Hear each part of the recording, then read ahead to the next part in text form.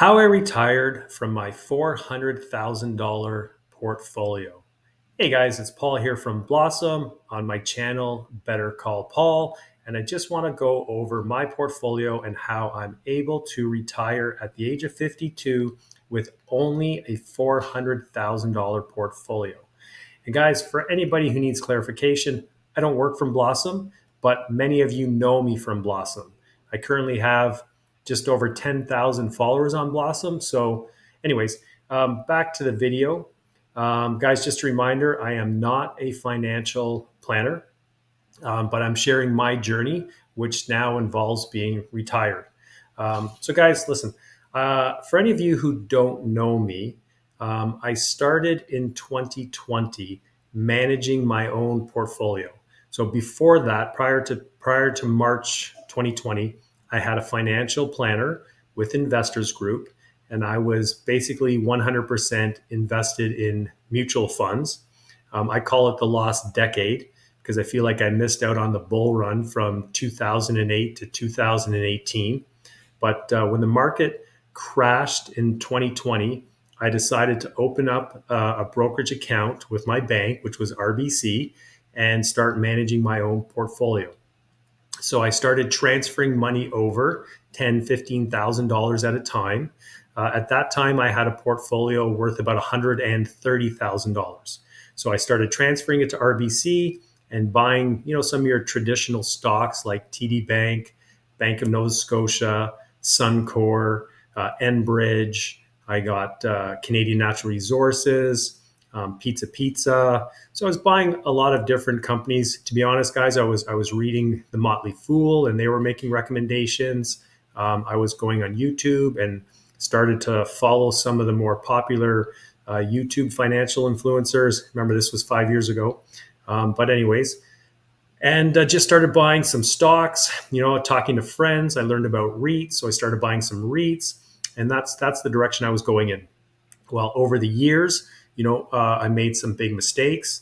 I bought some investments that literally went to zero, but I also started investing in income funds. Right, I started focusing on my monthly income because I had a feeling that by the time I was 50, 51, maybe 52, I wouldn't want to work anymore, right? So I wanted to have that monthly income to replace my earnings at work. Okay, so that was my goal, guys. I was very hyper focused on increasing my monthly income, and I wasn't at all focused on growth. Okay, but anyways, guys, so let's take a look at how I plan on sustaining myself as a retired 52-year-old with a small portfolio. I consider it small, $400,000, because you've heard that you need 1 million or 2 million to live off of the 4% rule. Okay, guys. All right. So, guys, I put together a very short slide presentation for you. This video is not going to be that long, but there's just some things I wanted to talk about. So, retiring on $400,000, how I'm living off my income investing portfolio using covered call ETFs. Okay, so first of all, guys, I just finished working, so I'm going to get paid one more time. I get paid on the 15th, so it's either going to come this Friday or on Monday in my bank account. Once I get paid, my last paycheck, I'm going to request my vacation pay. They owe me close to $3,000, so I will request that. Of course, it'll be taxed, but between those two things, I should be covered for September. Mind you, that's only 1 month of retirement. Now, I've been told by a lot of people that I should be getting severance. I was with this company for almost 23 years, so I'm kind of waiting to hear what they have to say. And if I don't hear anything from them soon, I guess I'm going to have to contact a lawyer. I'm trying to avoid going down that road, but if I have to, I have to. Now, for people who have a pension, if you're in your late 40s, early 50s, and you're thinking, hey, Paul's retired, maybe I can retire as well. Well, if you have a pension, which I don't, that is another means of income for you that you must calculate into your calculation, right? So employment insurance. So I have applied for EI because, in Canada, we're entitled to employment insurance. Basically, I've been paying into it my whole life. I've never been unemployed. So I'm going to use it to supplement my income. I'm not even sure how much it's going to be. It's a percentage of what you make. And I think it lasts for about a year. So I'm going to see, what I can get from employment insurance. I do have a spouse. Okay, I am married, remarried. This is my second marriage. My wife does work, and she has no interest in retiring. I've asked her many times, like, babe, why don't we sell the house? We have $1 million of equity in our home. We could invest it and make a lot of money, but she won't do it. So um, anyway, she just turned 50, August 31st. And I think she'll probably work at least until 55 before she considers retiring. So, also, guys, I'm talking about my portfolio. So, this doesn't include her investments or her pensions, etc.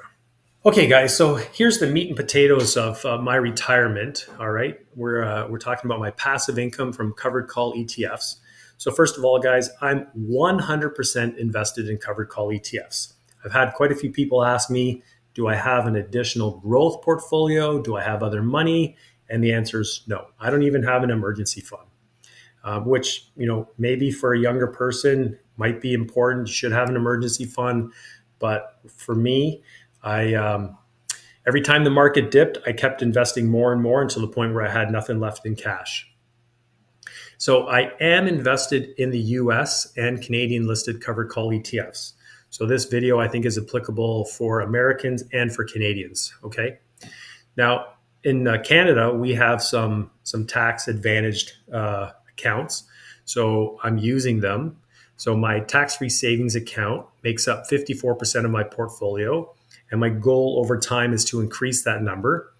And right now, my RRSP makes up 40% of my portfolio. And my non-registered account is about 6%, which I'm going to transfer to my tax-free savings account in 2026.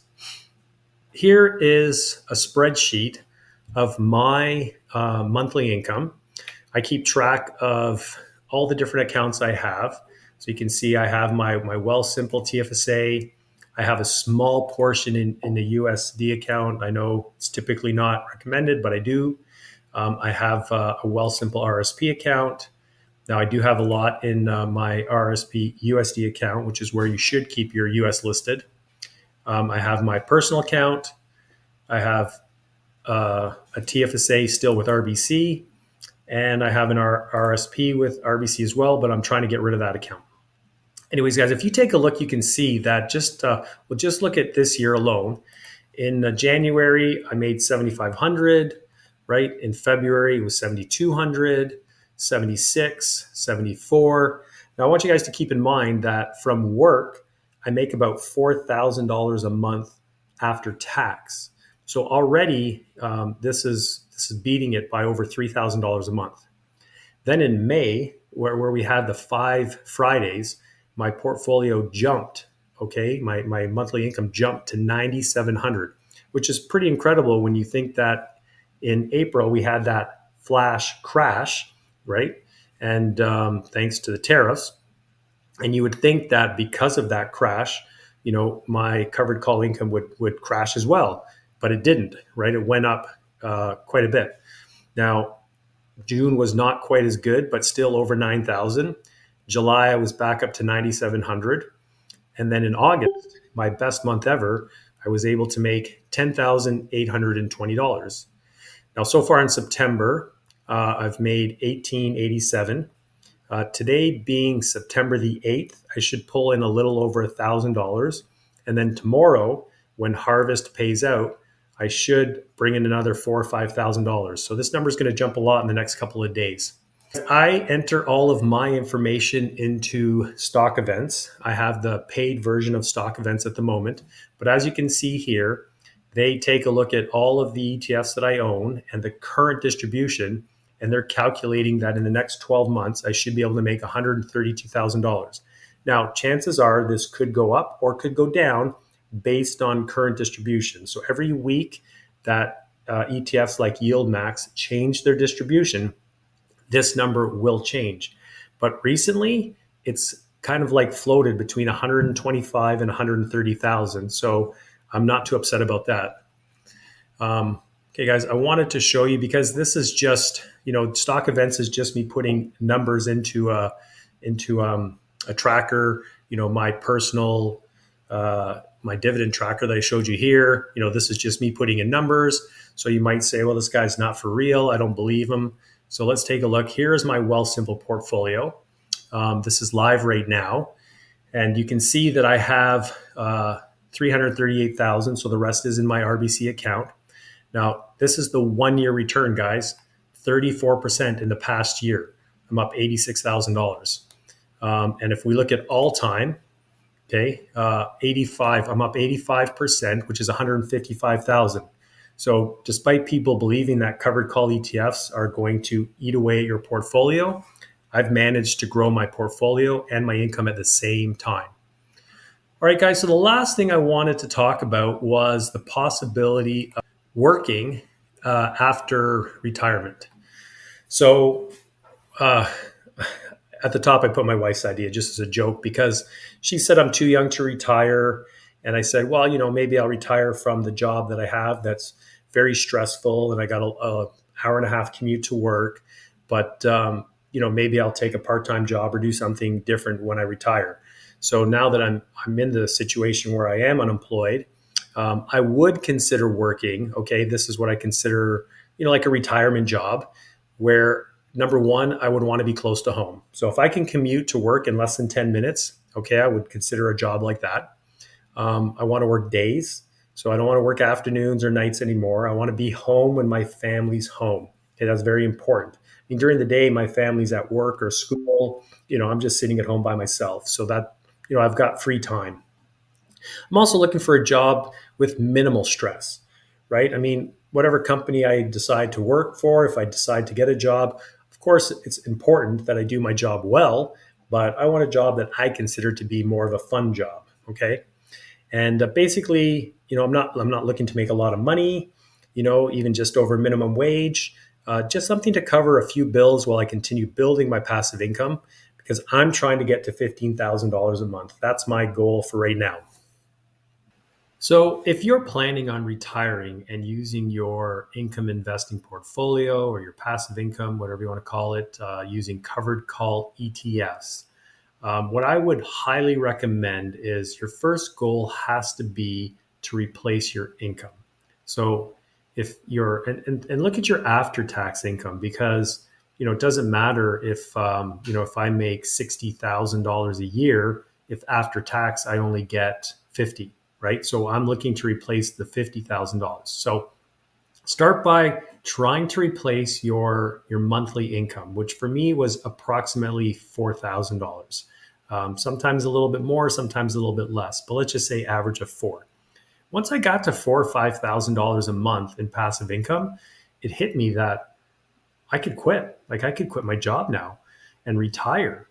But, sometimes the market's doing well, sometimes it's not doing so well. Sometimes a distribution might get cut. So you want to have a buffer. Like I wanted to have a cushion. So I kept working, and I was 50, maybe 50, 51 years old when I hit that mark of passing my income.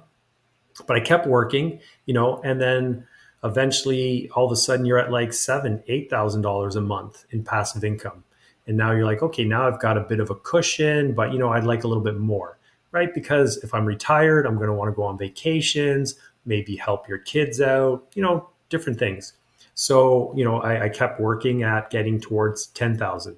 And I mean, I finally hit 10,000 this month. So had the company I worked for not laid me off, I probably would have kept going because I even wanted a bigger buffer. For me, that number was about $15,000.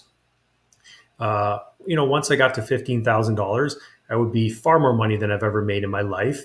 And it should be able to sustain my bills, some extras, and even have money left over to reinvest. Because you always want to keep growing your portfolio, not just the size of your portfolio, but more importantly, how much income it's generating on a monthly basis. I would like to get to the point where my portfolio generates so much money that I could help my kids more. I could travel more, not have to worry about expenses like the average person does. So that's the goal. And I think I've proven that it's highly attainable. All right. Anyways, I don't know if anybody is going to be going to the Blossom event in Toronto. It's September 21st. I highly recommend, if you live in the GTA or you can make it to Toronto, to come out to the Blossom event. I'm going to be there. I know there's going to be some really big YouTube financial influencers there that you get a chance to meet. Also, some of the fund managers. I think Harvest is going to be there, so it's going to be a great time. Um, I will put a link in the description below for anybody who's interested in joining Blossom Social. I joined in November 2023, and to be honest, I almost quit my membership when I got a couple of rude, negative comments about covered call ETFs. But I decided to stick with it, and I found that 99% of the community is awesome. So I hope to see you there. Anyways, guys, that's it for today. Hope you guys all have a great day, and bye for now.